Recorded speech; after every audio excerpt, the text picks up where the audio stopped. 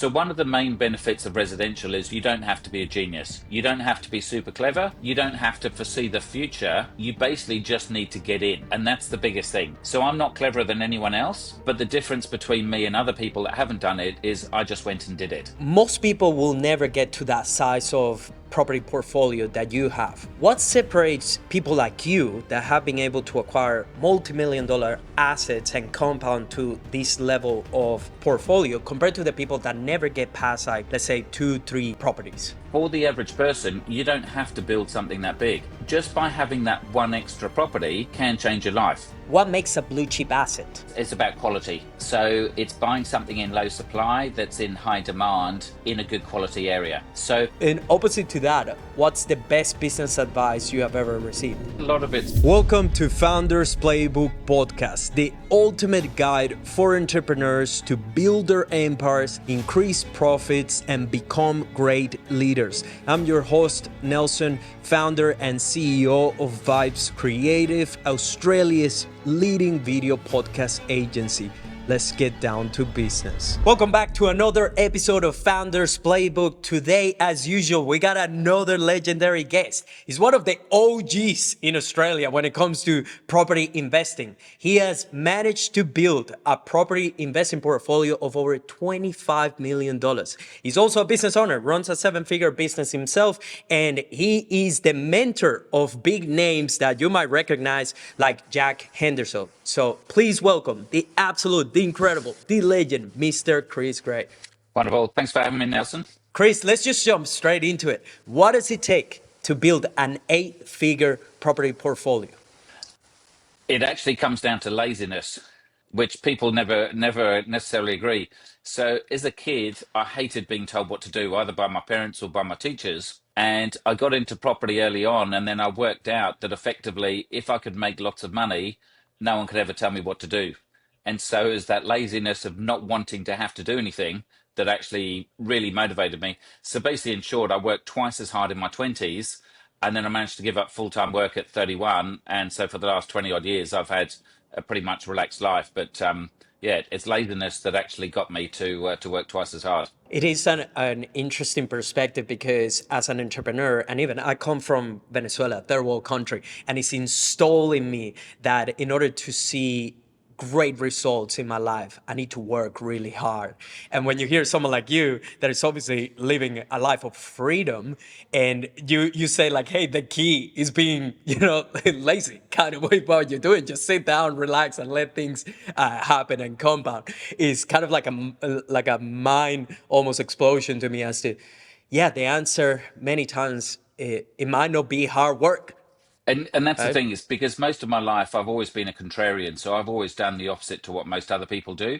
So most people obviously go to school, go to university, build a career, then have families, try and create a high income to convert that to wealth. Whereas I just started on the wealth thing at around 20, 21, 22. And then it was actually, if I had time for a career, then I'd do that afterwards. But the career was always secondary rather than the first thing. And so again, is I've interviewed like thousands of people over the years and spoken to thousands of clients over kind of 30 odd years of doing this stuff. And the biggest wealth that I've found isn't from having the biggest house or the best car or a private jet or a big boat or watches or jewelry or handbags or partners or whatever. It's actually having the freedom to do what you want to do, when you want to do it, with whom you want to do it. And I've had the big houses, I've had the expensive Lamborghinis and the super yachts and all of those kind of things. And then it's actually quite a simple life, actually gives you more pleasure. But for so many people, you've actually got to tick that box, because if you've got someone on a big house that says to people that are less wealthy, oh no, the big house isn't all the be all and end all, they're never going to believe them. So some of these things you do actually have to kind of tick off yourself to realize, well, now I actually get more fun from cheaper things. So an example of that is I used to have a 355 Ferrari. Then I had a Lamborghini Murcielago, which was in bright orange and then bright purple. Now I've got a $10,000 Thai tuk-tuk, 7-seater, and that's my latest purchase. And the pleasure I've got out of that, we're designing it. We're going to get all the boys kind of out on pub crawls around Bondi and stuff like that, just for a bit of fun. But it's not having that $1 million car. It's now a $10 or 10 grand tuk-tuk that gives me a lot of pleasure. Dude, it's hilarious to even hear that, right? But it comes from someone that has done it. And as you said, I hear you even saying that, and I know that's the fact because I have experienced it on my own life, with the watches and all this stuff. But then, as an example, like one goal that I've had personally is that I want to get a G Wagon. Not for anything other than I want a G Wagon, right? No, there's nothing special to it. And I still drive a very old Prado. Even though I could have got the G-Wagon already, I still stick to my Prado until it to me mentally makes sense. Like, hey, we have pocket money, and it's kind of like, yeah, just get it as a toy. But it's funny how you say it in terms of like some of these things you might have to find out for yourself, or some people might want to find out, hey, I know what you're saying and I believe you, but I still want to go and get it done. Right? And that's the hard thing. And like other things. So I had a mate of mine in the UK that sold his business for a lot of money, basically in his early 30s. He came over to Australia and I had to rent him a penthouse while he was over here. And it was like a $10 million penthouse, and we were renting it for maybe 2.5 grand a week, which in terms of a return is ridiculously low. And so even though he could afford to buy it, he was obviously coming here as a temporary resident, so he was just renting it. And that was the idea that gave me kind of back in my late 20s that why own a $10 million penthouse when you can rent one for the fraction of the price? And literally since then, I obviously you said my portfolio is around say 20-25 million, but we haven't lived in our own home for probably a good 20 years, I reckon, maybe 23 years. And we probably never aspire to live in our own home. And my accountant at the time said, "Oh, Chris, when you get married, life will change." And obviously it does change. When you have kids, then things will change. And he kept saying all these different things of when my mind will change. But we've lived in the big houses and now we live in an apartment. You can possibly see the view behind me, 360-degree views around Sydney. And we're paying 2 grand a week for a $6 or $7 million apartment. So first of all, I don't need the space of a massive house. We don't need 3 lounges and 2 dining rooms because you never use them. Our nearest neighbours are miles away, kind of when you look at the view. And so just because everyone else does it doesn't mean that you've got to do it. And this can be the hardest thing is a lot of what you do in life is based around the people you hang around. So if you're trying to impress the people around you, you're never going to be able to do it because they're always trying to get big. There's always someone with a bigger house or a bigger boat or whatever else. But if you actually hang around normal people, and I'd like to think I do, then suddenly no one cares if you're rich or you're poor or whatever. You're just going around doing your thing. Now, one thing that I'm curious to dive into is most people will never get to that size of property portfolio that you have, right? What separates people like you that have been able to acquire multi-million dollar assets and compound to this level of portfolio compared to the people that never get past, like, let's say, two, three properties? Sure. And look, you don't have to get to my level. So I've gone through extremes. I've borrowed large amounts of money. I've had more sleepless nights than most people to go and do that. For the average person, you don't have to build something that big. Just by having that one extra property can change your life. So even if you're buying at 500 grand and maybe it doubles in 10, 12, 15 years, whatever you think a property cycle is, even just by buying an extra one, whether it's buying that first one or 1 to 2 or 3 to 4 or 10 to 11, having that extra one, 500 grand doubling to a million to maybe 2 million in the next 20 or 30 years, that's the kind of thing that you can use that money to give you almost any luxury you want in life. And especially when you're into the rent vesting thing of renting cars, boats, and houses and stuff, that can really change your life. And so there's a really good book called Die with Zero. So one of the biggest books in property was Robert Kiyosaki, Rich Dad Poor Dad, back in the 80s and 90s, and that changed a lot of people's life, including mine. There's now a more modern book called Die with Zero. And what that book talks a lot about is you don't need to have shitloads of money in your 70s, 80s, and 90s because you're not bungee jumping, you're not kind of traveling the world and kayaking and doing all these fancy things. You actually need the money when you're younger, when you're building a family and things like that. So most people actually underestimate or overestimate how much money they really need to have that good life. And you don't need the money later on in life, effectively. So that's part of it. But I guess the answer to the question of how to get to 10, 20, or 30 million versus buying 1 or 2 properties, it's literally just having that goal. It's whether it's a hunger for a lot of people say, I don't want, I saw my parents struggle. I saw my parents having to make sacrifices and my dad having to work 80 hours a week for the rest of his life just to put bread on the table or to give his kids a good education. It's either those kind of things, or it's people saying, I want to have more freedom and choice. So I had a good background, so I didn't have a tough background. I didn't have to change anything. My parents weren't into money. They're actually almost the opposite. They didn't really like money, and they worked for the National Health Service, kind of giving to the community and stuff. Um, but I just knew I wanted some of the better things in life, and I wanted that freedom and choice. And again, to me, the biggest luxury was not being told what to do, not having to turn up to a job, to have the choice of what I wanted to do. That was my driver to get to a certain level. So I managed to get out of work when I was 31. I had 3.5 million in property. And at the time, it was rising about 20% a year in the early 2000s. So I was making about 600 grand a year, whereas about 80 grand or 60 from Deloitte's. So that was enough money to get me to a certain level. And I basically didn't work for a few years. Then I started doing TV, which was more fun. And then I started the buyer's agency because people asked me to help them. But I guess now having that, say, 20, 25 million, I worked out a few years ago, I don't actually need any more. Because if I think that the property market moves at about 7% a year, ideally I make, say, 1.5, 2 million a year. I've still got debt on my property, so I've still got to cover some negative gearing and stuff. But because I don't live in my own home and I've already got bought my cars and things like that, I don't have to write a big check for the rest of my life. There's nothing big that I need to spend. If I go on holiday, it might be 30 or 50 grand to go to Europe with the kids, and we're flying on frequent flyer points. That's an expense, but it's not like I've got to spend $1 million or $3 or $4 million. So if my portfolio now is 20, 25 million at 54, by the time I'm 65, 70, I reckon that'll be worth 40 or 50 million. Again, that's more than enough money to give to the kids. And if anything, I don't want to give them that much money anyway. So question is, how much money is really enough? Yeah, I love how you have basically as well determined what's enough for you, right? And I would love to ask you then, how can, because this will change for everyone, right? Everyone has their own goals, what's enough for them. And sometimes, again, as we were discussing, like finding out for yourself, do you really want all those things that you've been saying that you want, right? And then you get them and it's like, was that what you really wanted, or do you still need those things now that you have them? So I'm curious to ask you, what's an exercise that every person or every business owner can do on their own in order to really determine how much money they actually need from their investments in order to live that life that they envision?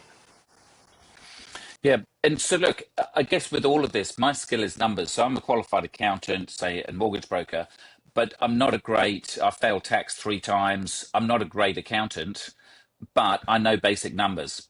And so that's my skill is being an accountant. We always say how much emotion has an accountant got? And everyone's answer is absolutely zero. And that's what makes me good at what I do, because I don't have the emotions of what society thinks and what people think about me. I do what's good for me, and as long as it's not kind of selfish or hurting anyone else, but it's the basic numbers that tell me everything. And so a lot of this stuff you can put down on basic Excel of how much money you really need to spend. And in my book, which people can get off my website for free, I put the basic numbers in there for properties as to the properties doubling. And whether you decide capital growth is 2%, 7%, 10%, you can change it in those basic models. So most of it is to try and keep the numbers as super simple as possible. Some people have these mega long spreadsheets and they get confused in all the details. So keep it super simple. But ultimately, financial planners have got the software to do these kind of things. So they can put in to say, well, how much is your house? How much is your income? Based on a few different factors that you can change, they've actually got the software that can work it out to the nearest dollar of how much you need. But again, is if you don't want to go to a financial planner and spend that maybe 5 or 10 grand, you can just do it yourself. But if you've already got a business and it's reasonably successful, you've got to invest in yourself. So to spend 5 or 10 grand once in a while on a financial planner or a mentor or a coach or an accountant to give you a different perspective, it is well worth doing, because if that financial planner tells you now that you've got enough money that you don't have to work for the rest of your life, don't keep working for the next 20 years or work 20 hours a week. So I think a lot of the clients I speak to, and these are obviously more established people, they actually do have enough money now to not have to carry on working 40, 50, 60 hours a week because they're not actually going to spend that much money. And that's a big wake up call for a lot of people. And even my friend in the UK that retired or sold his business back in his 30s, he still works and he loves working. That's his passion. But there's no way he's going to spend his money in his lifetime because he keeps adding to his money and he can't spend enough. And so his kids are going to be then super wealthy. But do you always want to make your kids super wealthy? Because then they turn into trust fund kids and on drugs and kind of that's the generation that go and spend the money. So it's then trying to have that balance. So what are you creating it for? He's doing it because he loves it. He's got a passion for business. He adores it, whereas I don't. I love doing my business. I'd love to work for free and not get paid for it because then I've got no commitments to anyone else. But I do just enough to kind of keep me happy. But I definitely haven't got the motivation to be the best business in Australia or in the world or the best TV presenter or anything like that. In terms as well of the example that you were giving, that you managed to retire yourself at 31 and your property portfolio back then was about 3 million, right? What did that look like in practice? Like when you made that decision, and how are you generating actual cash? Because I'm guessing as well, you have to pay the loans and the interest and all these things that are coming in order to hold that property portfolio, but also you have expenses. So can you break down for us in terms of when you did retire back then, what did that look like in practice? Sure. So the biggest thing for me was the mental change of giving up work. So my dad was a doctor. So he went to school, went to university, and was an academic, and obviously worked for the government. So we were brought up not to be business owners, and our view of business owners, or my view, was that you'd see them going through ups and downs, and one minute they've got money, and then the next minute they're doing it tough. So I was very much, I'd rather be an employee, have a solid wage coming in. But then what I started learning was that if I earned 80 grand a year at Deloitte's, that was 60 after tax. And so that was 5 grand a month. And so if I could then go and put 60 grand into a bank account and pay myself 5 grand a month, that was the same as having a job, but without having to turn up to a job. And I thought if I can do that for, say, 12 months, if it gets to 9 months and I feel I'm running out of money and it's not working out, I've still got 3 months to get a job. And being in my 30s, being an accountant, you could always get another job. But 1 year became 2 years, 2 years became three. After a while, then after 3 or 4 years, having a break on your CV or your resume for that long, I could probably never get a job as an accountant again because you've effectively got that big break, which employers don't like. And that was actually almost at the point of no return. So I basically voluntarily got into, and I call it retirement, but kind of retired from full-time work as an employee. That I got to the point of no return, so I had no choice. So then I did start a business and start carrying on. But I guess how I cash flowed it was those were the days of what we called low doc loans, that you used to tick a box and you could borrow 80%. So say if 1 year my property portfolio was $33 million and I'd borrowed 80%, so $2.4 million loan.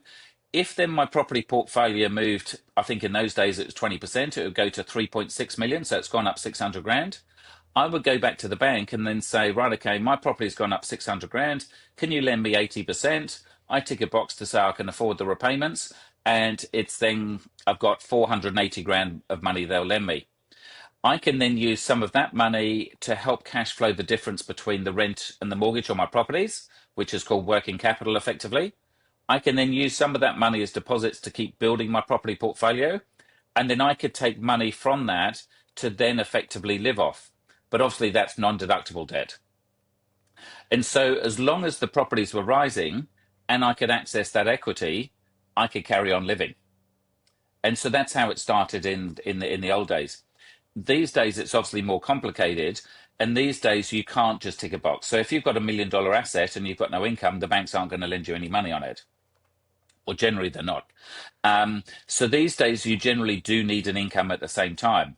And so hence, that was part of the reason of why I started the buyer's agency, because my properties give me the real wealth, which is the capital growth that ideally you don't pay tax on because you're not selling it, and it's capital gains free until you sell. But then the business then gives me the cash flow for day-to-day living expenses and to show serviceability for the bank to then get me the big loans to then keep building the portfolio. So yes, it is very hard these days just to completely stop work and do nothing. And so now we talk with clients about transitioning. So you transition from being an employee to doing something you love that earns an income, not for you to kind of live off in a way. It's more day-to-day living, but the big bucks is coming from your property portfolio. Got it. So back in the day, there was that advantage that you could get those easy access to those loans. That now has changed. So basically, you do need to show like, hey, you're making some level of money and serviceability You, to get access you, to it, you right? do. But saying that, if there's a will, there's a way. So even over the last few years, I've then gone to secondary lenders. So the main four banks are very, very strict. They like to see people that fit into a box, either with the business or as an employee with payslips. But there's other lenders that will look at other things. So I had a property for say $1.5 million in Rubra, and it didn't have any debt against it. And then I said, right, okay, I want to go and buy a whole bunch of vintage cars. So I love my old cars. So I've gone from Lamborghinis and all that brand new stuff. Most of my cars now are 1950s. Some of them are even 1912, so over 100 years old, and 1930s and stuff. And so I said, I want to build a car collection. It's not an investment. It's not income generating. Now they lent me, I think, just over $1 million or about $1.5 million to go off and buy cars. I told them honestly exactly what I was doing. I said there was no income. Worst case, I'd sell the cars after 3 years. Now they charged me a higher interest rate for going to do that, but it still goes to show you can still borrow money without having an income.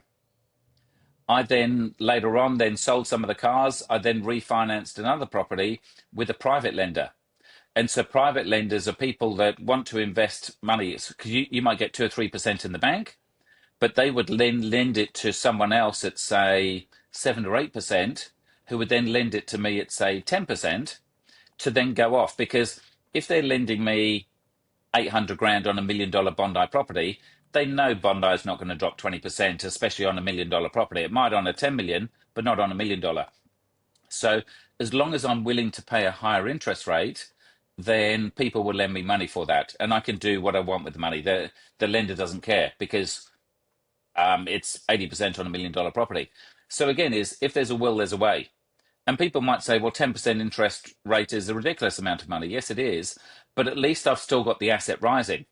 So if that $1.5 million property was rising at say 7% and it went up 100 grand a year, even if I paid 80 or 90 grand in interest, I'm still okay.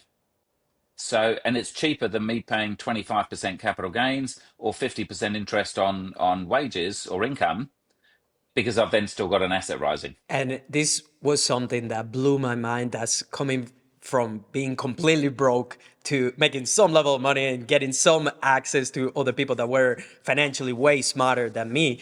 It's kind of like having a look behind the curtain and realizing a lot of the different tactics that the rich people use, right? So as you're saying, and if you can confirm this, basically you are investing your money into getting assets that appreciate or produce cash flow or both, and then you take loans against those assets to buy the things that you want to buy, right? Whether it's a car collection or any other things, ideally things that produce also cash flow, right? Or appreciate themselves too. Yeah, and so the main thing with property. So say if you've got $100,000 and you invested that in a business, you've got 100,000 invested, or you buy shares, you've got 100 grand invested in shares. But if you've got 100 grand in property and you're a first home buyer, technically you could buy a $1 million property with 50 grand down as deposit and 50 grand for stamp duty. You've then got $1 million asset. So if that rises by 10%, effectively you've doubled your money. And leverage is the big thing. So there's obviously risk with leverage, but it's one thing you generally don't necessarily get in business. Look, you could leverage it because you've got employees working for you and things like that. But ultimately, the leverage in property, especially residential property, is so high. And this is why banks will lend you 95% to a first home buyer, even though they've got limited income, because they know that if you're buying, especially in blue chip, solid areas around capital cities, around the median price, it's a pretty solid bet. And that's the benefit. So it's really leveraging that rather than we've only got 40 hours a week to spend in the office or something. So that's the stuff I love about property rather than the business, is the leverage I get from it. But obviously if it goes wrong and you buy a bunch of lemons and they go down, you've then lost a lot of money. Chris, you have obviously lived the life, right? You have had the cars, the boats, all this fancy stuff that a lot of people would dream of. I'm curious to hear in you actually going and implementing these techniques that we're talking about of getting the asset and getting loans to then buy the stuff. Have you ever bought things that, like even a boat, I guess, will be an example of that, that is not really producing anything and is not appreciating as well in value? Is that a way in which you have used as well your assets and loans in order to live that lifestyle? Yes, so I'm not about having everything working 100% efficiently. And so I don't live in my family home because it's not a major thing for me. But for some people, if their one goal in life is to have a family home and to build a nest for their family, even though it's not the most tax efficient thing, because you're better off buying a whole bunch of little investments and renting the family house, there's nothing wrong with it. So again, is I bought a bunch of cars. Most of the time I buy second-hand cars. So I bought a 355 Ferrari, which was 500 grand, but I bought it second-hand for 250 and maybe sold it for 150 maybe 5 or 6 years later. So it only dropped 100 grand, whereas the first person that bought it probably dropped 250 grand. I bought $1 million Lamborghini Murcielago that cost, I think actually it cost 750. I paid 250 because it was 8 years old. Sold it 7 years later for 290. So I made 40 grand. But it probably cost me 10 grand a year to hold it. So these are things that I guess haven't made me money, but they haven't cost me as much as buying that brand new thing. And with the boats, then generally I got into learning earlier on, it's cheaper to rent the boats or buy an eighth of the boat with eight other people because you're not going to use it anymore. And so, sure, you can't say it's my boat, but having an eighth of a boat that you could use 40 days of the year, most people can't use it 40 days of the year. So why own it 365 days? Um, a lot of my car collections, some of the ones I've got my money back on. Um, some of them have cost me an absolute fortune. I built a stretch limousine. So I do an outback rally called Mystery Box Rally, which is part of Shitbox Rally and a bit like Variety Bash for people that know those. And they buy a 2 grand car and they go in the outback, and if it breaks down, they tow it and try and fix it. I bought a stretch limousine because everyone said you couldn't do it, and it cost me a fortune. But I say I've had it for maybe 8 or 9 years. It's maybe cost me 200 grand, so maybe 20 grand a year. That's the only way I can justify it, because I sold it for 50. But for 20 grand a year, the amount of fun I had it, the amount of joy I gave people around Australia, it was all branded. We've got business out of it. People recognize the car. It's now sold to a backpackers up in Queensland, and he's got it still with all my logos on to pick backpackers up. It's not everything's about money. And so for 20 grand a year, the amount of pleasure I've had out of some of those vehicles is amazing fun. Another one I bought is I paid 60 grand. I drive a tank. Technically, it's a 1954 Daimler Ferret Scout car, but to everyone else, it looks like a tank. I take it down to Woolies and Coles. It's bulletproof. It's 4 tons of solid steel. I took it out on Sunday, just driving around Bronte Beach, and I had a puncture um, because the wheel actually kind of the steel broke because it's 70 years old. I had two NRMA trucks to come and fix it, and the amount of photographs, people were just loving it. That there's a tank broken down in the eastern suburbs by the beach. I didn't really care. I was happy for everyone to take the pictures. I put the pictures online before anyone else did, just to prove I wasn't embarrassed. Um, and again, the amount of fun. It's not the everyday thing you see, a broken down tank in by the beach, but again, the amount of fun people get out with it. I let kids jump in it, and they have a really good fun. And no one thinks that you can drive a tank to go and get bread and milk from the supermarket. That would have been probably the day for most people. There is a tank just here. Come and come and take some photos. Now, I'm curious to ask you as well, Chris. And obviously, you will have kind of like a preference with property because that's how you build your entire wealth. But what's your argument as to why property, in your perspective, I'm guessing, is the best vehicle in order to build wealth and compared to something like shares or even Bitcoin. Sure. So just like everyone, so I bought at 22, and like most other people, I had no idea about property, but I was just brought up by my parents as the belief that rent money's dead money. And so when you move out of home, you should live in your own home.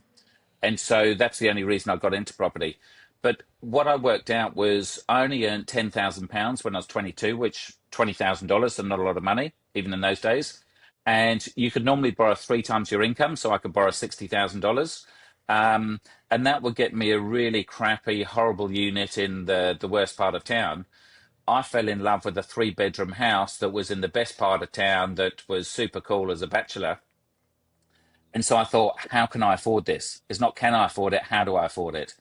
And I basically worked out that as long as I could secure the mortgage, if I could rent two rooms out, I could actually live for free.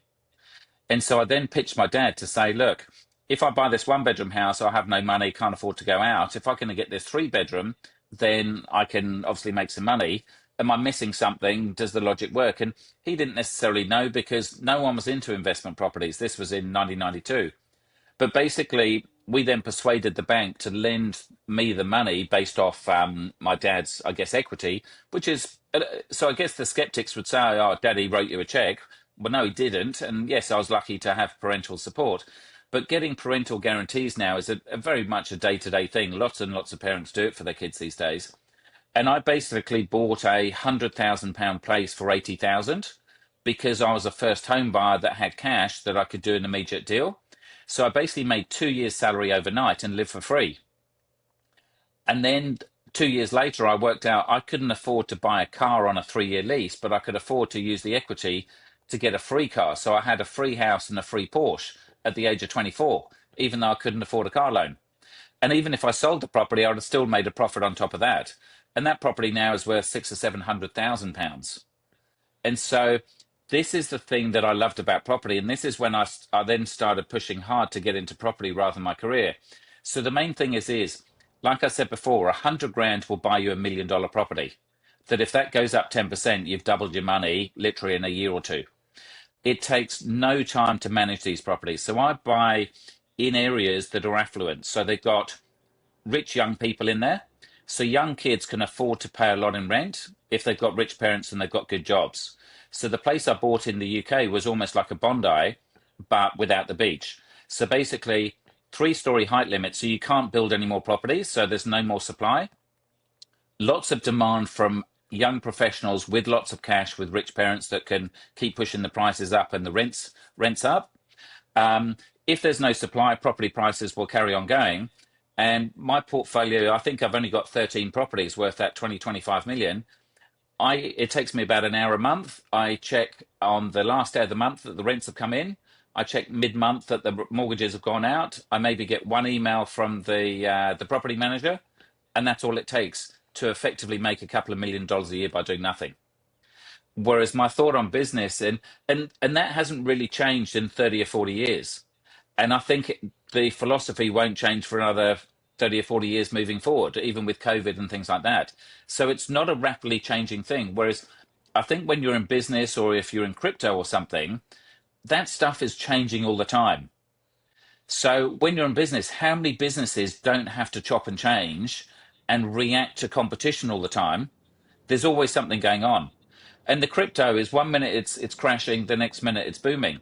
And so I've got good mates that have put their whole life into crypto and they say, Chris, you're mad. You could have made hundreds of millions by now. And I said, yeah, but I just don't like shares for me. I've had shares in the past and every time it dips on the stock market, I get sleepless nights. I can't deal with it. I love property. That's my passion and I'll make it work. Whereas if you love crypto or if you love business, you'll make that work because you love it. So like my mate in the UK, he loves business. That's his passion. He'll go off and do that.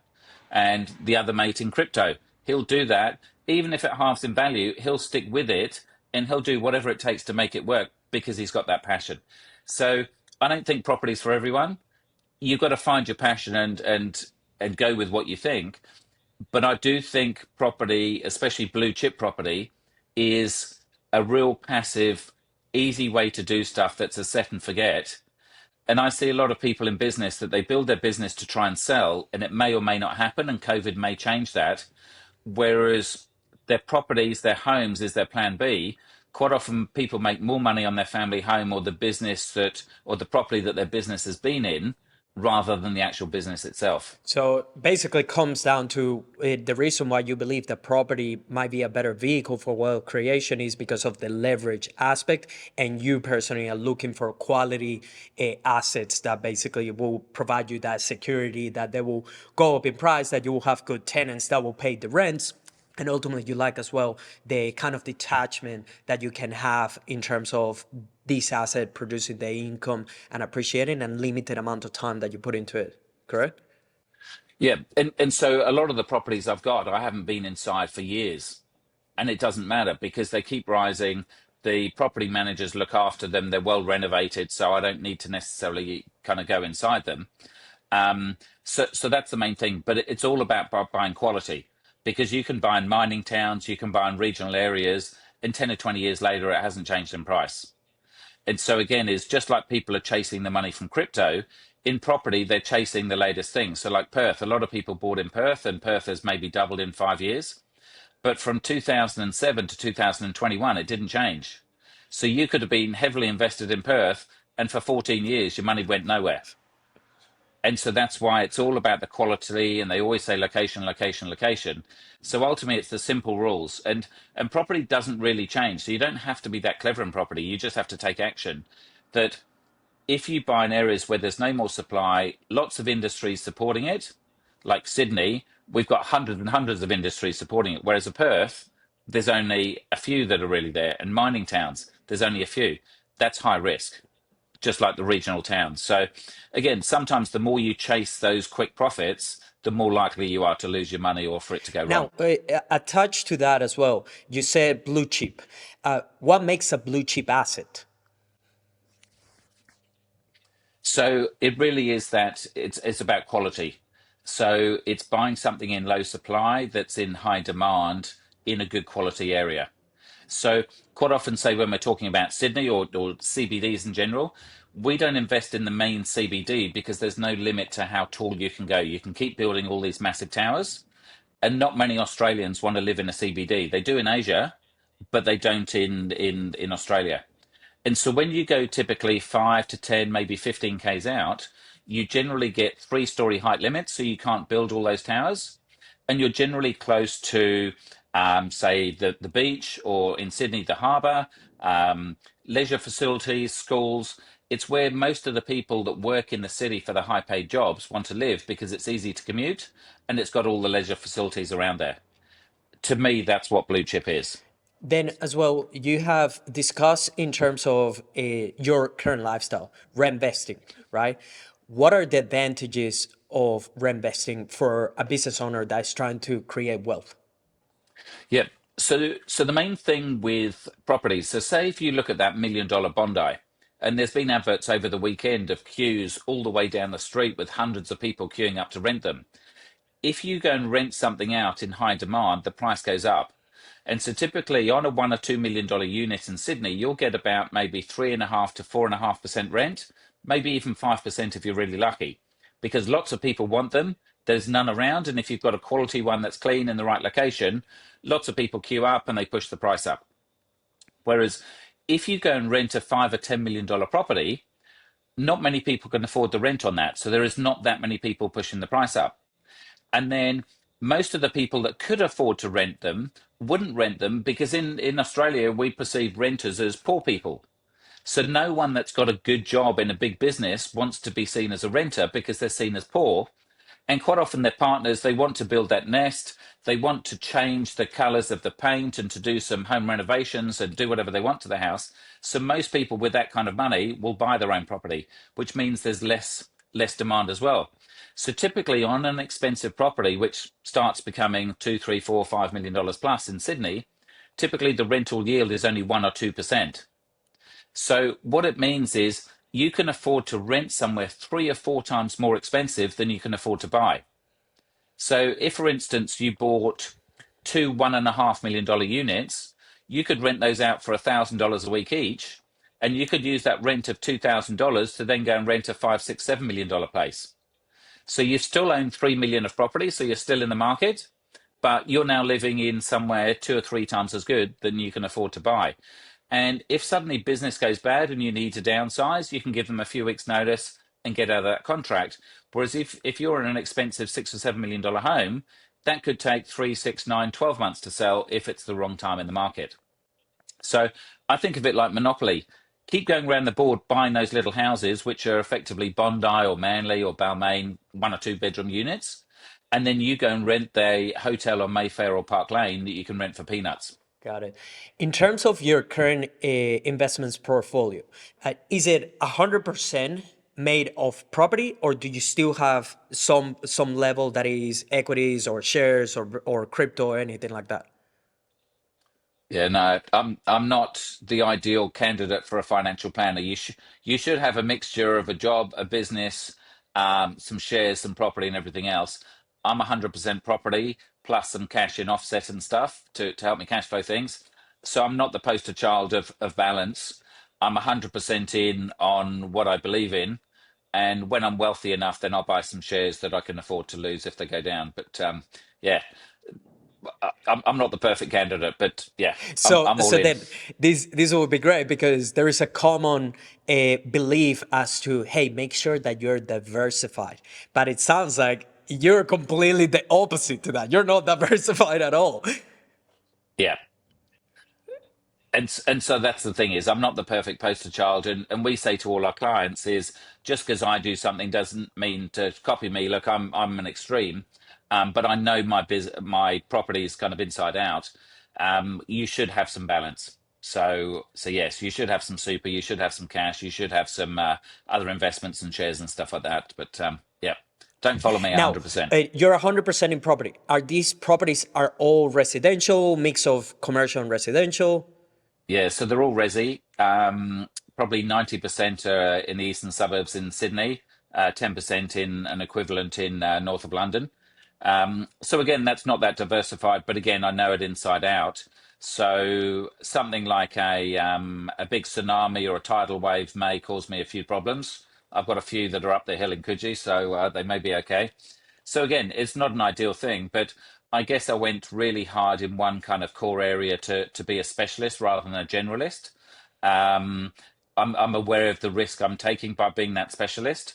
But again, is once you've suddenly bought those properties and then you've made a bit of capital growth, so you're not 100% geared, you're then 90, 80, 70, or 60 or so, then the risk comes down.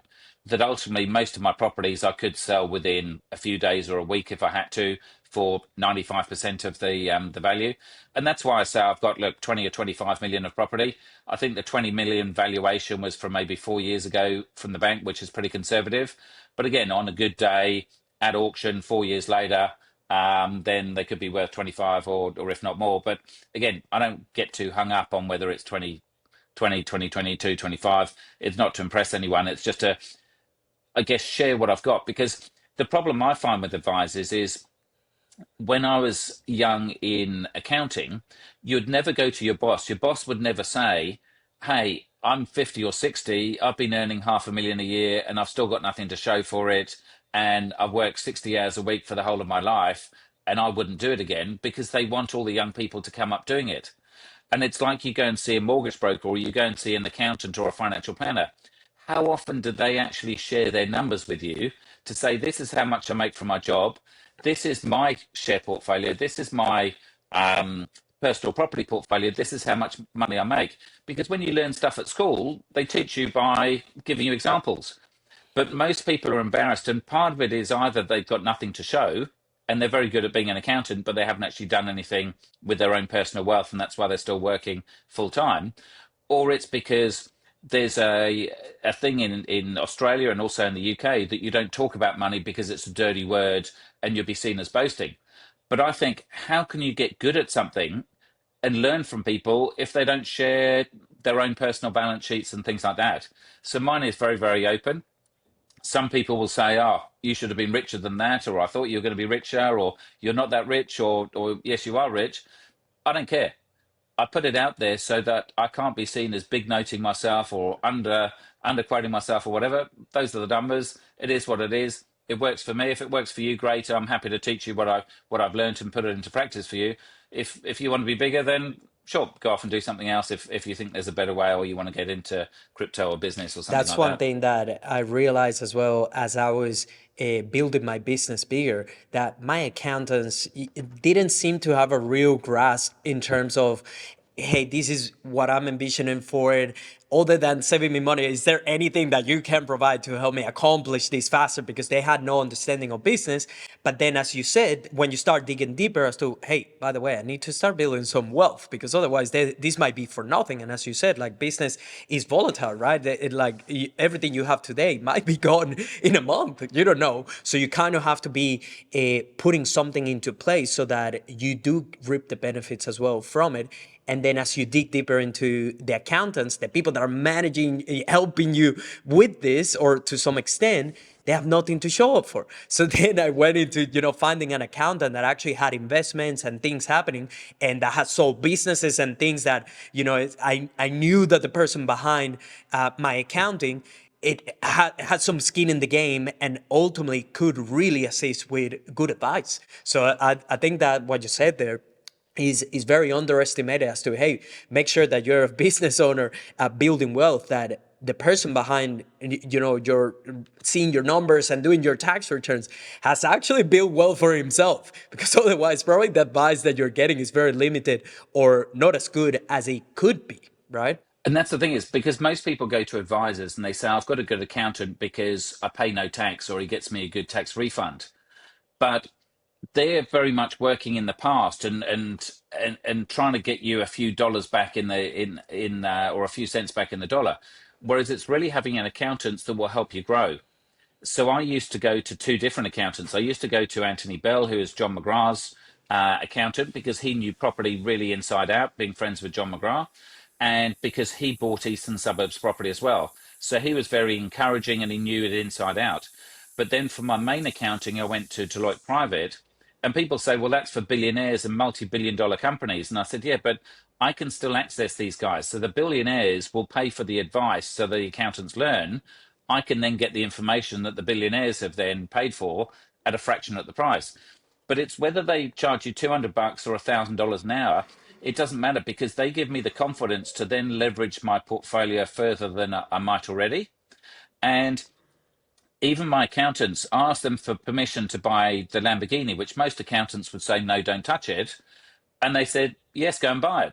And I went and bought a Patek watch because I was in shorts and t-shirt a lot of the time. And just like quite often females might judge someone's wealth by, say, other females by the handbag or the shoes, guys, it's quite often a watch. And so everyone had 5 or 10 or 20 grand Rolexes or Panerais and stuff like that. But I wanted to be seen as I guess, an expert rather than a salesperson. And so I was trying to get clients that were buying tens of millions of dollars worth of property. And so, again, is someone that was wearing a Rolex was probably trying to sell you something. Someone that had a Patek, people would then ask the advice from someone that had a Patek. And again, is for an accountant to advise you to buy a 65 grand watch isn't the normal advice you get from that accountant. But in reality, I actually then sold that watch maybe 6, 7 years later for 200 grand. So that watch tripled in value. But it wasn't big. I bought it because of the value. It was more to set me at a certain level, that I wasn't seen as a salesperson. It was, Chris, I want to come to you. You've made wealth. You've got properties. You can afford to buy those watches. And in a guy's world, then quite often that's what people value on. I've now sold all those watches. I then had Richard Mill as well, and all of those watches went to 200 or 300 grand in COVID. Um, but I actually sold them because I didn't want to walk down the street with a 200 or 300 grand watch, because I didn't want to get rolled in the toilets in a pub or something like that. So now I wear $300 watches. And part of it is I've got nothing to prove. I don't need to show. I can buy a 200 grand watch if I want, but now I don't. I've ticked it off my list. I don't want it now. I'd rather have a $300 watch that if I'm in my tank and we've got a broken down and we've got to change the tire, I'm not worried about scratching an expensive watch. And again, this goes back to the story as before, is quite often everyone's got to tick off these things. I used to have 50 grams worth of suits when I was on Sky News. I don't wear suits anymore. I don't want to. I'd want to wear a cheap polo shirt and a pair of shorts. But again, sometimes you've got to go through these journeys to say, it's not about impressing someone. I don't care. I want people to value me for who I am, not for what I'm wearing or what I I'm love driving. as well your perspective and kind of like the spot that you're in where you already went through it, you already made it, you don't care. Like you're kind of on the opposite spectrum now, where it's almost more of a flex of you having not having these things, which is kind of same as Alex Hormozzi. You see him, with a cap, a tank top, and always, in many cases, just wearing some sandals. And he could be wearing anything he wants, but it's kind of more of a flex now that he doesn't, because he doesn't need to, right? And I'm not gonna take personal, Chris, what you said about the Rolex, okay? I'm not gonna take it personal. I'm not here to sell you anything, all right? But I'm curious to Yeah. ask you as well, because we recently had Steve Palisi on the podcast, and I don't know if you're familiar with him, but he's one of the top personalities in Australia when it comes to getting into commercial real estate investments. So it's kind of like more on that lane. What's your perspective or your arguments as to why it's better to go the residential route compared to commercial investment properties? Hey, real quick, if you're a founder, CEO, or business owner looking to build a personal brand, become a thought leader in your space, and attract premium leads, our viral video podcast systems can help. Book a call with the link in the show notes to speak with my viral podcast team today. Now back to the episode. Sure. And the first thing for everyone to understand is there's no wrong or right. There's pros and cons of all of these things, whether it's crypto business, residential, commercial, industrial. There's pros and cons. And again, part of it comes down to your style and what you like. So one of the main benefits of residential is you don't have to be a genius. You don't have to be super clever. You don't have to foresee the future. You basically just need to get in. And that's the biggest thing. So I'm not cleverer than anyone else, but the difference between me and other people that haven't done it is I just went and did it. So that's the biggest thing, taking action. So the reason I like Resi is because it doesn't change. Resi is the highest value of property it gets to, so per square meter. And so once it's residential, typically it never changes. So it'll never go from residential to retail or commercial or industrial. Now, whilst that's good, residential generally doesn't double overnight. So if you're buying in Bondi, Coogee, Balmain type thing, it's going to tick up. Ideally, you're trying to get it to double every, say, 7, 10, 12 years, so roughly going up 7% a year. But it's not dramatically going to go up, but at the same time, it's unlikely to halve. Whereas with something like commercial, if you go and sorry, residential is based on the value is based on what someone else would pay for that property and what a neighboring property sold for in reasonably similar condition, so comparable sales. Quite often, my understanding of commercial is it's all based on the future rentals. And so if you've got a lease with a blue chip company, say like a bank or a BHP or something like that, they basically discount the cash flows to say this is what the property's worth based on them paying this rent for the next 10 years going up with inflation. So if you go and buy a property that has got no tenant and it could be vacant for a year or two, technically that property is worth nothing or not a lot of money. If you can then put a blue chip tenant in there that signs a 5, 10, 15-year lease, it then could be worth a fortune. And that's how people suddenly make their money. And so this is why the big end of town does it in CBDs and things like that, and out in rural places, because they can make a dramatic change. And it's quite often from changing the tenant and changing that cash flow. But at the same time, the downtime is, or the downside is if you suddenly don't have a tenant, or if they leave or they go bust, it could be a few years before you get another tenant. And most day-to-day people, they can't afford to not be able to pay that mortgage for that amount of time. Commercial businesses can because they're better funded, but most mum and dads can't afford to do that. And quite often the purchase price to get into those things is big money as well. And so where you suddenly get areas that suddenly was mega retail and then suddenly it wasn't, say like an Oxford Street in Paddington, or suddenly with COVID with commercial. So if you bought commercial at the start of COVID and then suddenly no one was in the CBD for a year or two, especially if you're down in Melbourne, that could collapse your portfolio overnight. And so If you've got the skill and the insight, great, go and do it because you'll make more money. But if you haven't, it's a very, very risky thing to do, in my opinion. You, So I'm not no, that clever. you're very clever because otherwise you wouldn't be where you are right now, right? But you are the mentor of Jack Henderson, who's now one of the top personal brands in Australia, has a property investing portfolio, I think at this point over $35 million, currently making over 2 million per month with his businesses. What makes Jack different to other business owners that will never reach this level of success and wealth? Sure. So I'll put a little disclaimer in there, and I keep telling Jack that for years he keeps saying that I'm his mentor, and I keep saying, Jack, I'm not your mentor. And so stop telling it, especially if you get into trouble and do something bad. So I don't want that responsibility. But at the same time, yes, I've known Jack for a long time, and he's learned a lot of things off me. And we've introduced him to, he's in entrepreneur groups that I'm involved in as well. And we have some great chats, and he's got a great mind. So the way it started with Jack was I was doing something for a charity where there was 10 of us that you could basically bid to have an hour's mentoring with us. And Jack was, I think, maybe 20 or 21. And it was me and some like CEOs of Westpac. It was a whole bunch of high profile people and me. I don't know how I managed to get in there, but anyway, I was. He paid about $2,000 or $3,000 to meet me for an hour. And he was 20 or 21. So it was a big investment from him. And I said, look, you're a young kid. Why don't we go down to Kingsley's in Woolloomooloo? I love my long lunches and having a few beers and some crab. And so I said, look, you paid all that money, whether we have an hour or two or three, I'm happy to teach you whatever you want. So we did this thing and kind of became friendly after that. And so this is the thing is anyone could have accessed me. Anyone could have learned from me. And a lot of people could learn for free. Jack at an early age, and he was in mining, he was earning good money, was willing as a 20 or 21-year-old to invest two or $3,000 to go and learn from someone else, which is a big move. I never had that mindset at that age. And so I think Jack's things is I think he had a pretty good family life. I don't think his parents were mega wealthy, and I think he had a pretty normal lifestyle and stuff, but he wanted more. And I think he wanted those flash things and he wanted the ability to go and spend money and do super yachts and all these things. And through people like me and other people he'd met through an entrepreneurs organization, he saw people on super yachts and he saw people driving Lamborghinis and Ferraris and having the watches and going out drinking and having the most fun. And I think his drive was, that's what I want. I'm going to do whatever it takes to go and get there.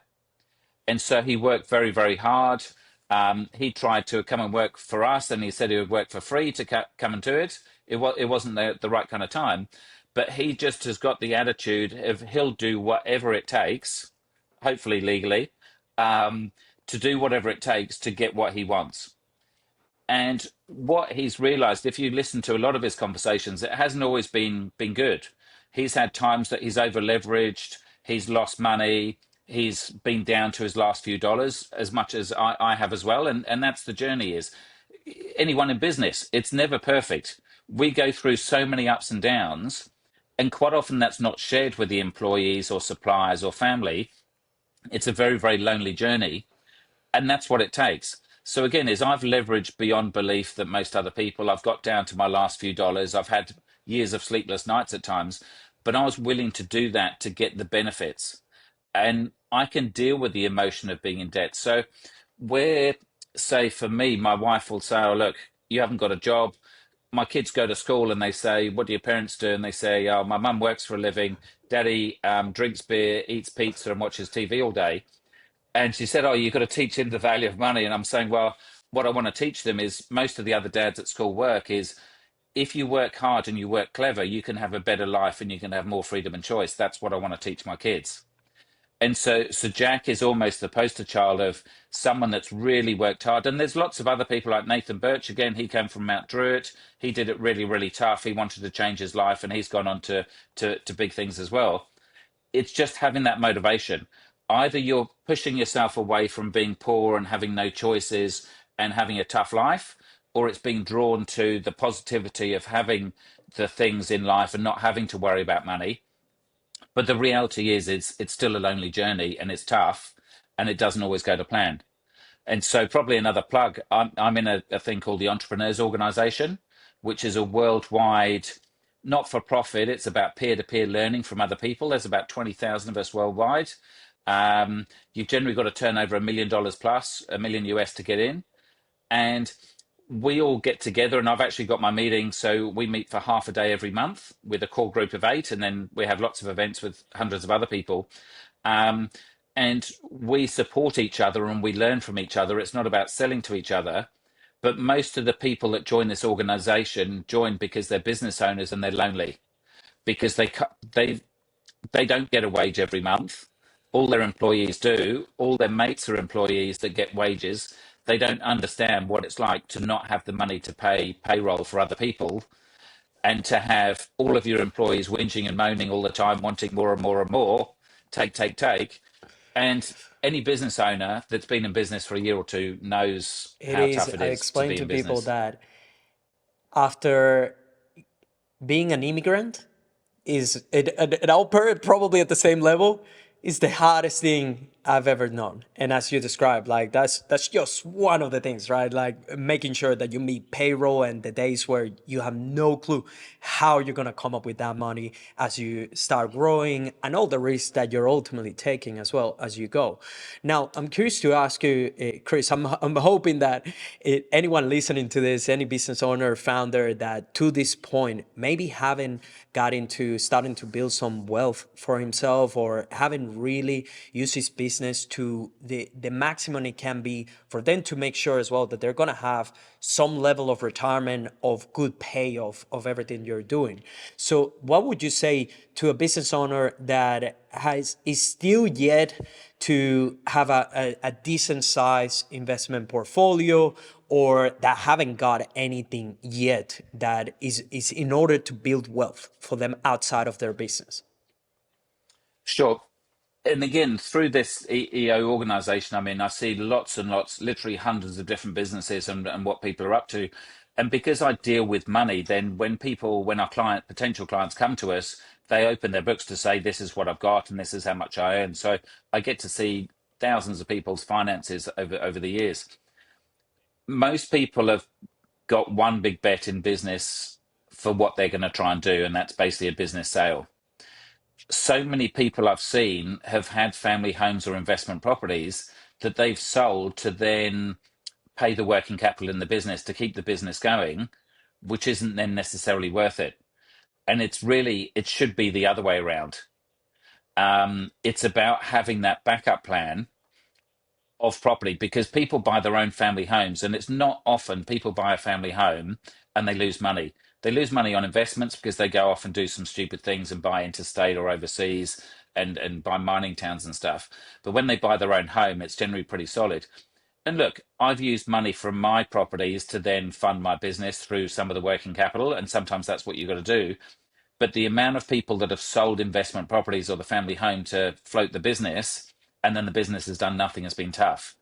And so I think I mentioned it before is people have their plan A as being business and a plan B being property. I think in a way it's the other way around is you buy enough property, the property can actually support your business and cash flow your way through it because you try and go to a bank and borrow money against your business. If you've got no business assets or even if you've got stock or something, most banks will not lend you a dollar against your business. They'll lend you 80, 90, 95% against your property. And they do that because they know property is solid and they know business isn't.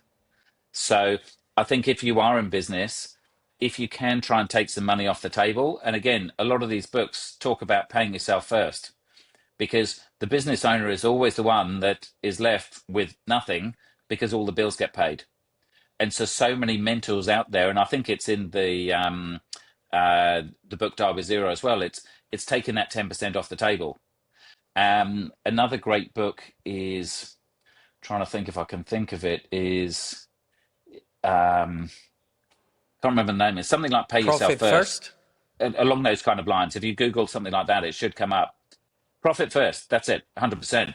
And that says is have lots of different bank accounts. So we have multiple bank accounts that I know if we get say $100,000 in, I know half goes to my team, half goes to the business for overheads and stuff like that. So straight away, we put it into a dummy kind of trust account, and half gets put in, half gets transferred to the general account, because I know that's a future bill I've got to pay of 50,000 to the other people in my team. If you then said, right, okay, you've got to pay 10% GST, that should be another account. Your account should be another 10%. If it's not in your day-to-day account, you can't go and spend it. Whereas if the money's in there, you'll go and spend it. So if a charity comes knocking, or not a charity, but say a marketing company says, oh, have you got a budget for this? If there's no money in the account, there's no budget for it. Whereas if your money's sitting there, you'll go and spend it and reinvest it all the time. So yeah, Profit First, another great book to try and get some money off the table to make sure you're making money all the way through your That is business. such Otherwise, a there's nothing to small show thing for to it. do, but what a game changer it is in business to just making sure that you have a good structure for your bank accounts so that when you do get paid, you know what's going to operational expenses, for taxes, for profit, and anything else that you need to be putting aside depending on the goals that you have. I've done that personally too as well. And I actually do it at like not X10, X100, because effectively by buying negative geared property, that's forced savings. And it's like buying your own home. Everyone knows paying the mortgage is the one thing that you'll always do, especially if it's a roof over your head. There's no better forced savings than having a mortgage. And so I don't need to make sure my business is profitable necessarily, or I need to take money off the table. Because my properties, I've got to put cash flow into them because I've leveraged a reasonable amount. And that's the thing that keeps me hungry. If I was positive cash flow and I had no debt, I'd be even fatter and lazier than I am already. Whereas by being in debt, it gets me up in the morning, it gets me working, it gets me doing these kind of things as much as I love doing it, but it gets me focused on the business as well Based because I've got to pay my the mortgage. calculations, you have been rich for over 20 years, right? Based on your own experience, what do rich people know that poor people don't? And look, I saw the benefits literally from 22 from having my own home when my friends didn't. So that's kind of 32 years ago. And having the Porsche, the Porsche was the real milestone. Not to say that a Porsche makes you rich, but it's like there's a cleverer way of doing these kind of things. And that was at 24, so 30 years ago. I think the biggest thing is most people say money doesn't make you happy. And like we've talked about before, that's very hard to show someone that hasn't got the money because they say, yeah, that's easy for you to say because you're rich. Um, but ultimately, it doesn't. Is having good friends and having choices is the biggest wealth. Um, Definitely having the bigger house, the nicer car, the better holidays. It's not all there, and it's diminishing returns. So say you go from $500,000 property to 1 million, your satisfaction might go up 50%. But then you go from 1 million to 2 million and it might go up 30%. And then 2 to 4, 10%. And you go from 10 million to 20 million and it goes up that tiny little fraction that it's looking a slightly different direction or something like that.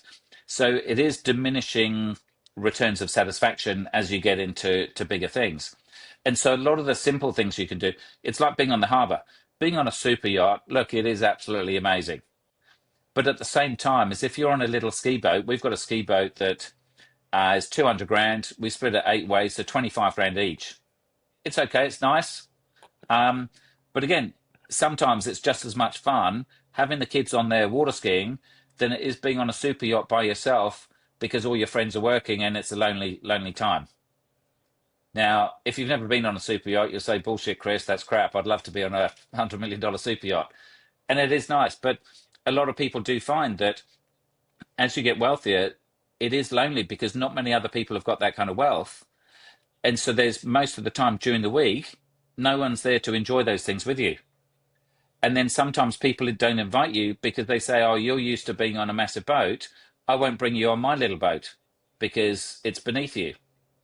And so that's the funny thing with a lot of people. They are actually fairly lonely because there's no one to share that stuff with. And what you find with the lottery owners, which is a bit of a cliche, is that they go bust within a few years because they're buying their friends. They're not real friends. and then suddenly they don't know how to control the money disappears, and they've got no one, and they're actually poorer because they've seen the better life side of life, and now they can't get that anymore. So I think a real big thing for someone that's not wealthy, that wants to be wealthy, is sure, go for it, but at the same time, surround yourself by normal people, that people like you for who you are, without trying to necessarily impress people, because you'll have a happier life with it. The But at diminishing the same time, go and do returns it. Give it a go. that you just mentioned is really food for thought in terms of like the after certain threshold, it you don't see the same benefits that you saw on that first milestone, right? So it's something very interesting to think about. Chris, yeah. Yeah. And another thing is, if you're in Sydney, go down to Double Bay on a Sunday. So when I had my Lambo, there was hardly any around. Now you go down to Double Bay on a Sunday. Everyone used to meet at a cafe called White Rabbit, which is now demolished. They're building another building, but you see the cars circling around. The amount of Lamborghinis, Ferraris, McLaren, Porsches, Sennas, and a whole bunch of cars that I wouldn't even know what they are because there's so much money. They're a dime a dozen. To stand out in Double Bay is impossible unless you've got a 10 grand tuk-tuk or a 60 grand tank. And that's the thing, is I don't mind being stared at. My kids actually don't go to school. Like, I don't have to drop my kids off at school because my kids are so embarrassed that everyone stares at them and looks at them in these, like, it could be a 75-year-old Rolls Royce. My daughter, I took her to school in a fire engine before, and they called her fire engine Sophie. My kids will walk to school and get a train because they're not embarrassed with dad. And so, again, having all these weird things, whereas other people say, your dad's got a fire engine and a tank. I'd love to have that. But when you've actually got it, my kids don't want anything to do with it. The They new want to go in a flex is Mini not or having a a Lambo, train. it's having a tank. I'll take that on board, Chris. This is a this or that segment. So I'm just going to ask you something and you literally choose one or the other. Okay? Tea or coffee? Tea, Sushi or steak? sushi, Expert or jack of all trades? expert, Product or service business? service, but it's not necessarily the best. CEO or founder? Founder. Instagram or TikTok? Just moved to TikTok, actually. TikTok or YouTube? TikTok, TikTok or LinkedIn? TikTok. Photos or videos? Um, Photos, actually. Short form or long form video content? Short form, Newsletters or podcasting? podcasting. My boy. Organic or paid marketing? Organic, but again, I don't know if that's the best. 1 million followers with low conversions or 1,000 raving fans? 1,000. Remote talent or local talent? I'm probably local. Building a talent or hiring a talent? I'm 50-50, but I'd say probably higher. A talent at a high price tag or multiple cheap C talent? I've gone high price, but again, I'm not sure if that's right. Mentor or coach? Mentor, Property investing or shares? property all the way. Property investing or Bitcoin? Property investing, 100%. Property investing or buying businesses? Property investing.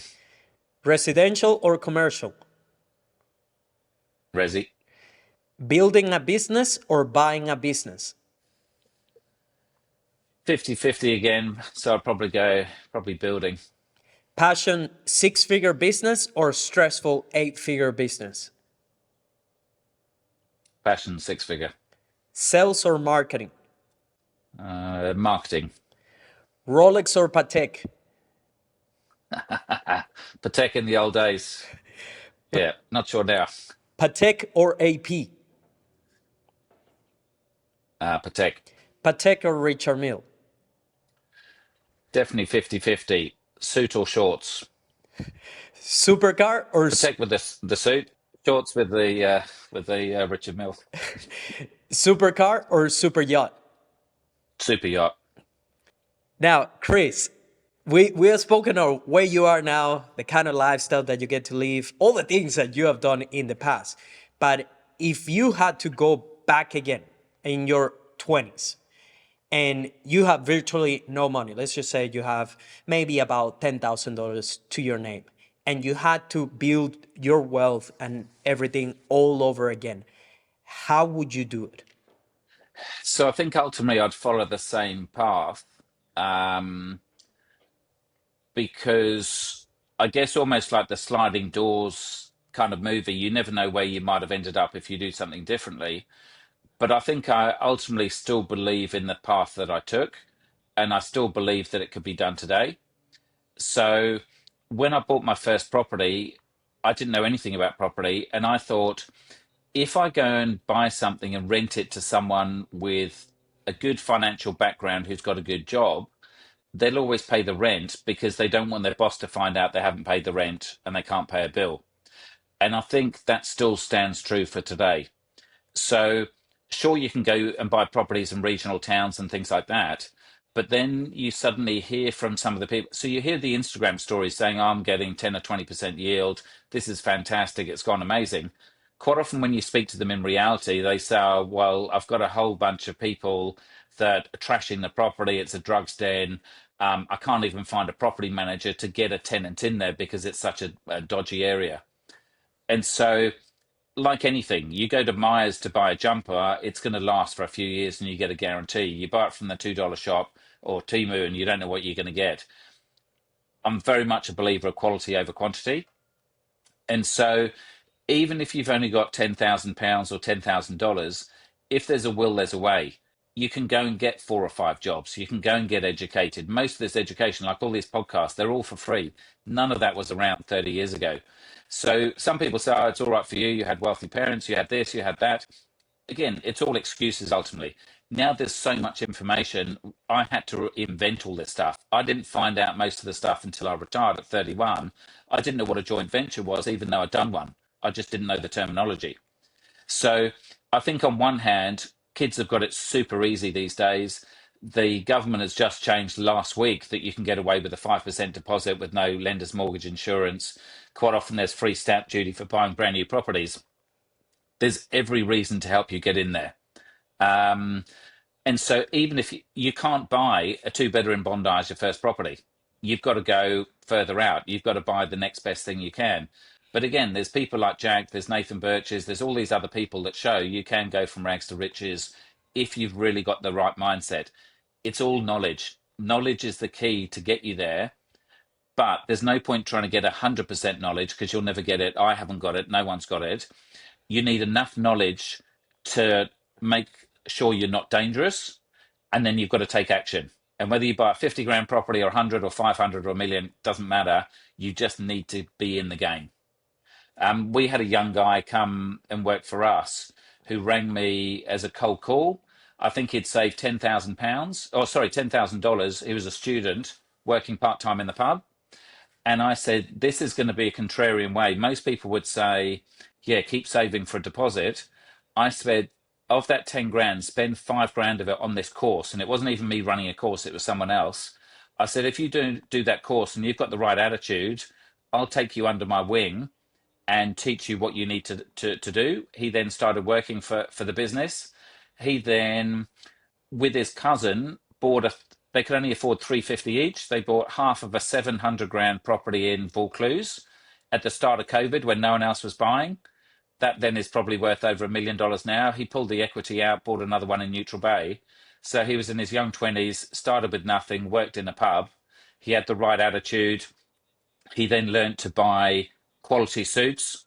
So he looked good in front of customers, even though he was young 20s.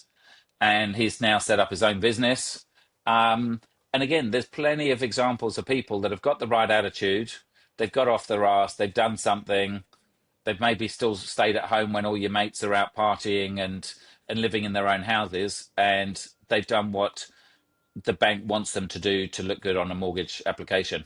So anyone can do it effectively, I think. I totally agree with you, especially with my background, that the more I do life, the more I do business, the more I build the things that I'm envisioning, that anyone can do it. That there's nothing special about me, that if you really want to do it, just like Jack, just like yourself as well, it's you can. There's a way, and there's someone as well that can provide you with what you don't know, that can help you get there, right? And I'm curious to ask you, um, what would you tell a 30-year-old in order to build an 8-figure investment portfolio by the time he's your age? Start yesterday, start 10 years ago. It's all about taking action and doing stuff. So what I do with my kids, so I've got a 15 and a 17-year-old, and for my 15-year-old daughter, rather than her, or as well as her going out, so she does part-time jobs doing coaching netball, and my son does basketball. But as well as having those jobs, I pay them $50 a month to read a book of my choice. And so I get them to read like Rich Dad Poor Dad, my book, like The Effortless Empire, and all these other books. They then have to read them. They then have to write down when they learn something from that book. And then when they finish the book, we then have a conversation, discuss those points that they've learned to make sure that they understand it. And I pay them $50 for that. So that cost me 500 or 600 bucks a year. But for a 15-year-old girl to read a dozen books on wealth creation and property and business and stuff like that, to get that education, they can get free education from me. But do kids ever go to their parents and ask for advice? No, it never happens.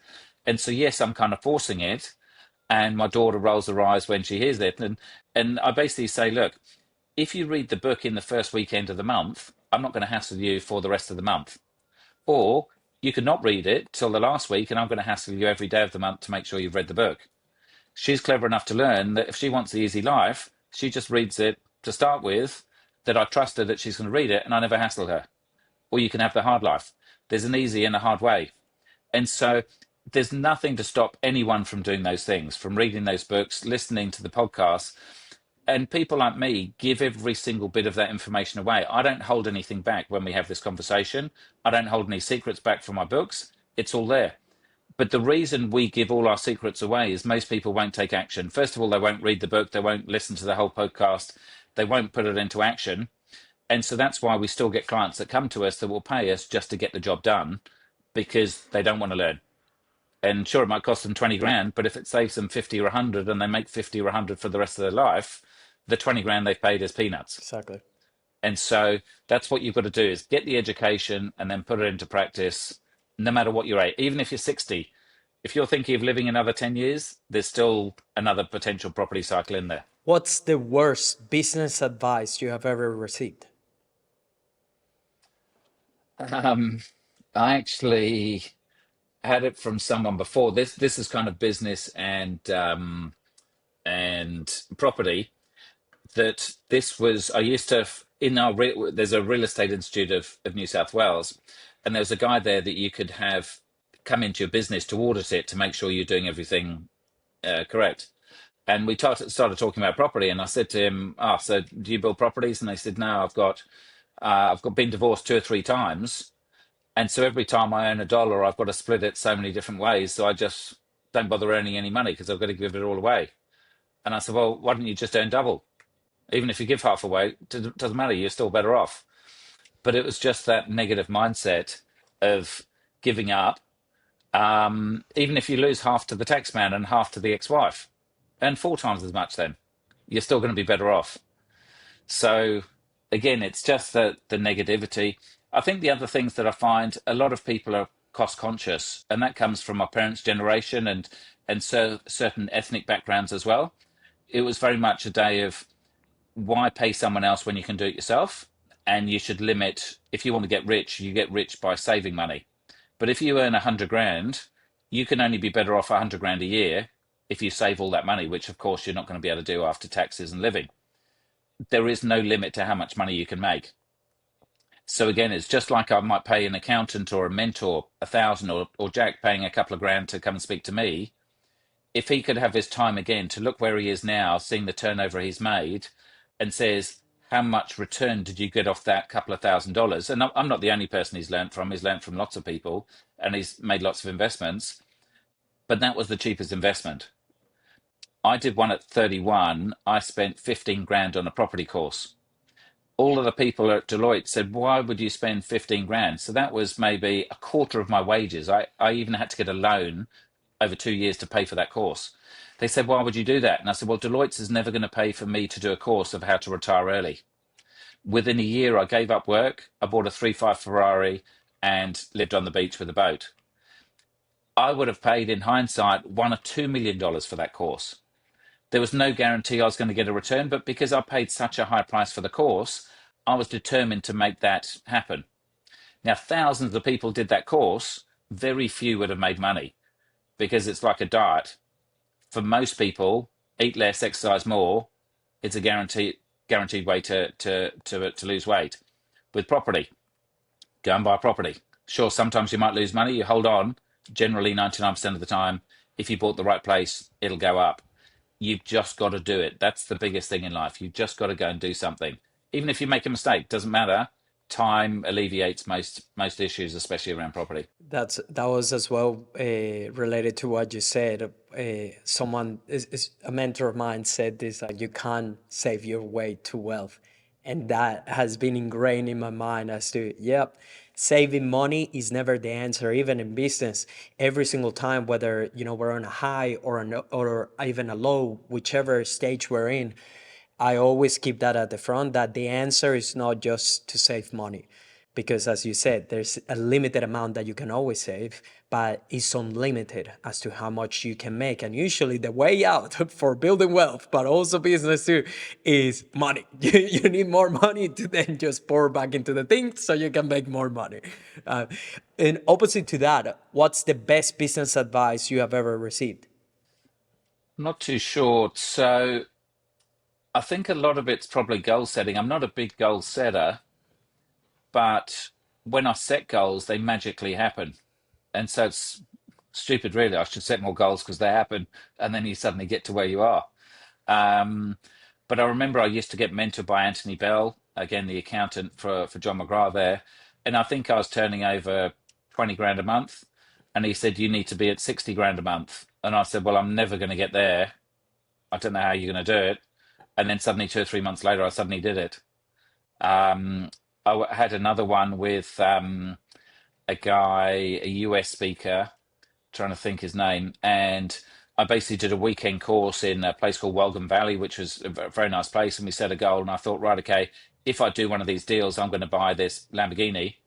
And then miraculously, within 6 or 9 months, I did this deal. I bought a block of units and made a few hundred grand off it.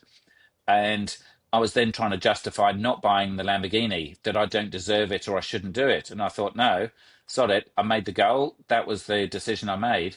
And even though it sounded a ridiculous amount of money to spend, like 250 grand on a car, I went and did it. And again, it's one of the best decisions because it's rewarding yourself. As you build your business, you've got to take rewards off the table because I didn't want a Lamborghini in my 60s when I'm fat and bald.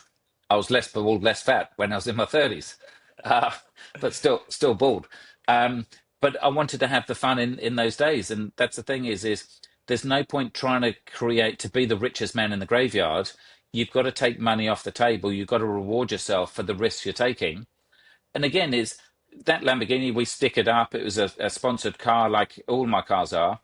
We would have won a lot of business from that car because people say, I want one of those. How did you get that in your 30s?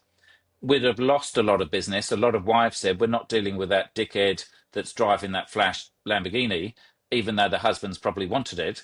So we would have lost money from it. But I didn't spend my life saying, I'm not going to buy that because I'm worried about what people say. I know I'm a good person in myself. I know I'm doing a good thing and I add value. If people want to do business with me, then great. If they don't, then that's fair enough as well.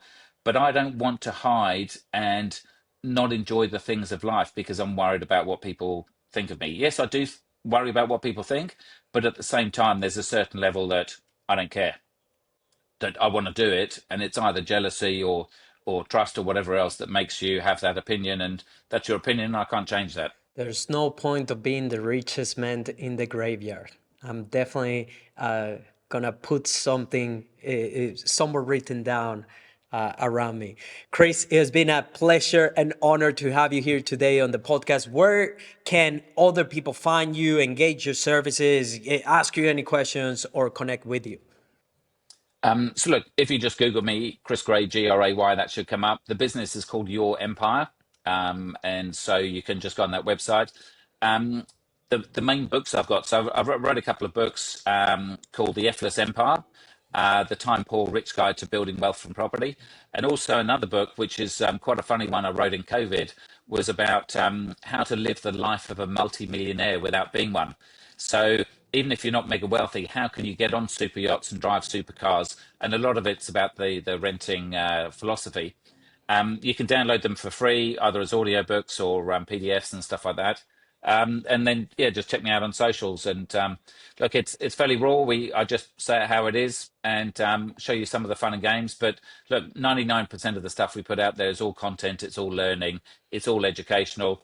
You can go off and do it yourselves. We can do it for you. It's completely up to you. So it's all about just doing something, whatever works for you. As usual, all the links will be down below. And as usual, we ask for nothing other than if you enjoyed this episode, that you make sure to subscribe so you don't miss future episodes and we can continue to get legends just like Chris on the pod. And also share it with any other founder, business owner that might benefit from today's episode. Other than that, we'll see you on the next one. Good vibes for everyone. Hey legends, my goal with Founders Playbook is to help 1 million entrepreneurs build successful personal brands and businesses so that they can increase their impact and profits. You can support the mission by simply sharing the podcast with other founders and entrepreneurs, leave a 5-star review on Apple Podcasts and Spotify, and follow us on social media. Let's get to work.